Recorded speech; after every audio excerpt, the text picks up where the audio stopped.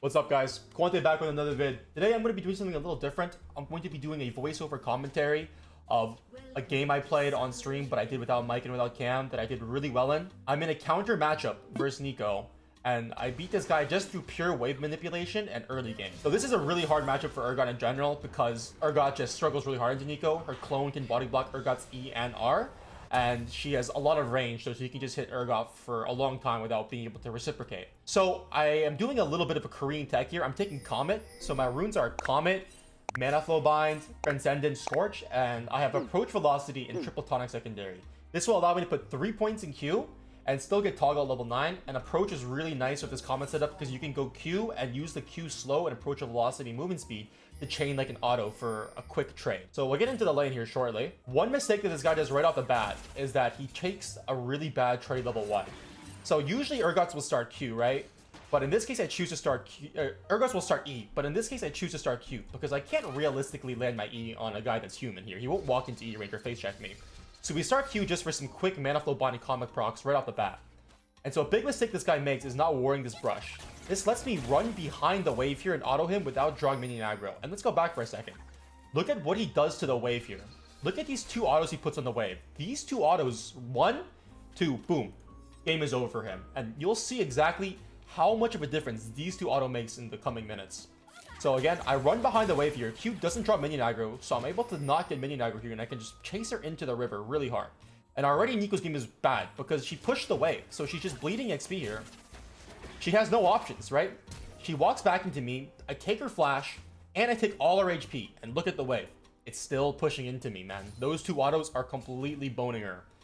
She doesn't base, she's just staying in lane, that's fine. I'm walking behind the wave here, making sure I don't draw minion aggro, just fishing for Q pokes with Comet whenever my Comet and Mana Flow Bind are up. And already she's like, she has to base here, right? She's gonna go home, she's gotta TP back to lane. But I'm level 2, and the wave is super good for me already. Right, we'll go a little bit faster here. She TPs back to lane here, making sure the wave is pushing to me still. Those 2 autos, they're snowballing, man. She's missing all this XP, all this XP. Look at her XP. She's got 1 creep of XP. I'm halfway to level 3. And the wave is pushing to me. So what I can do here, I can walk behind the wave, right? I'm walking behind the wave, not drawing minion aggro by auto-attacking her, just using my Q to fish with Comet. And now that I'm level 3, I can walk all the way behind the wave. So this way, only 1 minion kind of is aggroing me, right? Like, these aggro me for a bit, but then they drop it pretty shortly after here. The cannon's still alive. It's still killing these creeps. She's just bleeding XP. I'm level 3. And now my entire goal, right, is I want to drain her of resources. I can't really kill her at this range because I just don't really have the damage to. She can just outplay me. Like, I could E-flash maybe, but it's a little risky because I don't know when she's gonna hit 2. And when she hits 2, she levels up and gets the clone, and the clone can body block. My goal here is to just drain her of resources, right? I'm gonna TP back here myself. All I want to do is take as many of her resources as I can before I TP back here. So I TP back. I took all of her health before I TP'd back, and as long as I don't die, that's fine. So I TP back. I'm full HP. I'm halfway to level 4. She's barely halfway to level 3. And she lost half of her HP already. No flash, no TP. I still have flash. So boom. I'm just gonna do the same thing here. Now the issue for me here is that I don't have vision of Skarner. And my jungler is pinging that he's top set. So he's pinging Skarner, he's missing. I don't know where he is. He could be here. I'm being really careful right now because I just TP'd to lane. And I don't want to risk it. I see Skarner moving mid. So now I feel the confidence to walk up here. All I need to do is avoid the Skarner. Make sure I see him on the map before I move in here. Because if I die on the gank, then I lose my entire lead. Because I just TP'd and the wave is going to crash into my tower really quickly. So I see Skarner here. I know I'm safe. 1v1. I'm a leveled up. This guy's chunk. And I have flash advantage. So I'm looking to just run it in here. So what I want to do here is I want to bait out his clone. Boom. You might think, Quante, why didn't you flash E here? Well, Nico clone can actually body block the E. So what I do is I flat E to bait out the clone. And then I flash on top of her to kill her after she's cloned. This is a big reason why the matchup is annoying. Is because she can actually just use the clone to body block your R and your E. She can position the clone. It makes the matchup really hard, because like even if you E-flash, if she times her clone correctly, she can block your E-flash without having to use her own flash, and then you just have no flash versus Nico. How can you play, right? So like looking at this wave state, now that she's died, she's just out of the game, right? Her game is over. I'm 2 levels above her. I have all this wave to eat. My jungle's topside, so we can even repeat gank her when she returns to lane here. So we'll do a little bit of fast forwarding here. I collect the wave. And now my goal is I want to get a reset off. I'm a little chunked, but I'm 2 levels up on her. And I'm honestly halfway to 6. She's halfway to 4, I'm halfway to 6. So even though I'm a little chunked here, it's fine. I have D shield as well. So my sustain is way higher than hers. Like, it's just constantly healing me here. So again, just keeping the wave here.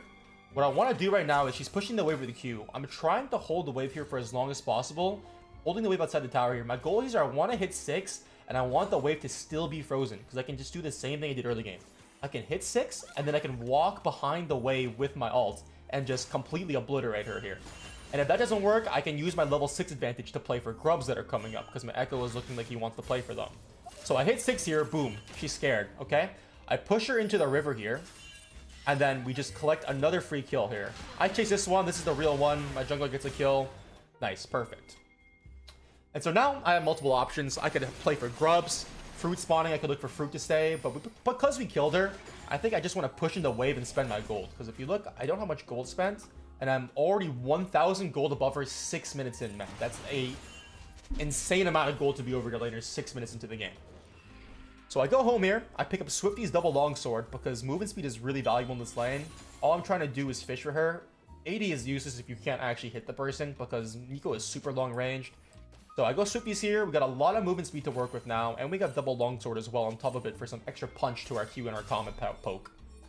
So we'll get back to lane, and honestly, like, what do you even do as Neeko at this point? She just hits level 5, I'm almost level 7. And again, the wave is pushing towards me. So right here, I'm just looking. I'm making sure that when I'm trying to fight her, I'm trying to avoid hitting the wave as much as possible. I'm trying to pull the wave a little bit here so it stacks up. Notice how her wave is so much larger than my wave now because I crashed in and pulled it a little bit.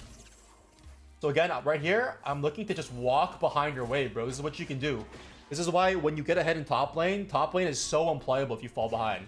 Top laners can just do this. You walk behind the wave. That way you don't get minion aggro. I mean, I get a little bit of minion aggro, but I drop it immediately. This wave will continue to kill my wave here. And what can she do about it, right? She can't walk up or she just takes way too much damage. Her wave is just getting cooked, right? I'm just eating infinite XP over her here. And we're just chilling. I'm going to ward here. This way, this ward is like super oppressive. This way I can see if she sneaks into the bush without my knowing. And the fact that they know that's warded makes you just so tilted, right? Because they know they can't walk up. And look, I just pull the wave a little bit here. Pulling the wave. Stack the wave up, and look, count the minions. 1, 2, 3, 4, 5, 6. It's just bone for her here. He's going for fruit here, which was an option I thought, so I'm going to check it here. And I get another kill here because of, well, okay, I don't get a kill, but I get her flash. And the wave is, honestly, I fucked it up a little bit. I should have frozen it, but the thing is, my minions are so much stronger than hers at this point that it's naturally unfreezing, even if it should be naturally a stalemate there.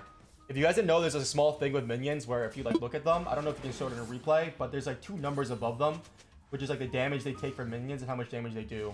If your team is ahead in levels, your minions will always do more damage, and that way it will continue to not freeze for you. So that way, if you're ahead, you can't freeze indefinitely, which is exactly what happened here. But that's okay. She's out of lane. We pushed the wave in anyway, so basically she misses most of it anyways here. And we're just in a phenomenal spot to take over the rest of the game here. Anyways, that's basically it for this video. Just a quick rundown of some challenger lane macro here, and how literally just 2 auto attacks can just ruin your game completely. So if you guys are wondering what Neeko should have done differently here at the beginning of the game, the way to counter this strategy of Urgot just walking behind you level 1 is 1, to not take this small poke at the start, and 2, what you want to do is you want to ward this brush immediately, right? If you're against a strong early game cheeser, like, you know, like stuff like, not just Urgot, but like, you know, maybe like Darius, you know, who just wants to stay behind you. You walk up here, he just runs you down with Ghost. Everyone's experienced that. It's so stupid. What you want to do is you want to drop a ward here, level 1. This way, if I'm in this bush, you drop a ward here, these minions will see me and they'll aggro me. And that way, I can't walk behind the wave because I'm taking the minion aggro.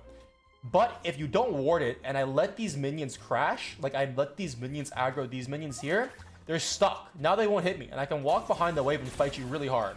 And especially if you walk into the river, I can push you out into the river. And now that we're all the way over here, the minions aren't in range to aggro me. And again, those 2 auto attacks, man, just look at the wave while we're fighting here. She just gets cooked. Look at all this XP she's missing. You know? Right, I'm pushing her out, I'm not letting her re-enter. -1. -2. -3. and then it's just over with the wave still pushing to me. So that's what she should have done. You ward this brush level 1, you just pay the ward tax against strong champions that want to cheese you early game, and then you continue to lane normally. But yeah, that's it. Let me know what you guys think of this this macro, think of this game, think of this kind of like voiceover commentary playstyle. And yeah, see you guys next time. Peace out.